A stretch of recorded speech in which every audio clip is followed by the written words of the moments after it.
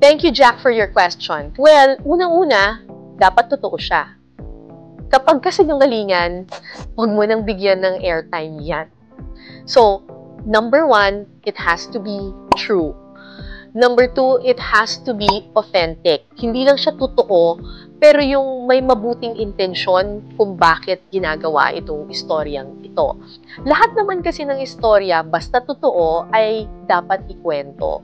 Pero, depende kasi yan doon sa platform kung saan ikukwento yung ikwentong ito. May mga istorya na bagay sa dyaryo pero hindi bagay sa TV.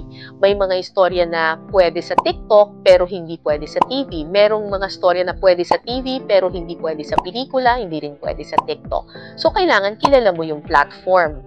Pangalawa, yung audience. Kasi meron ding mga istorya na mas nag-a-appeal or mas relevant to certain kinds of audiences. So, it really depends on ano ba yung mission mo, ano ba yung platform mo, sino ba yung kinakausap mo, at bakit mo ba ginagawa itong storyang ito. Pero ang bottom line, dapat yung istorya totoo. Kapag kasinungalingan, huwag nang bigyan ng airtime yan.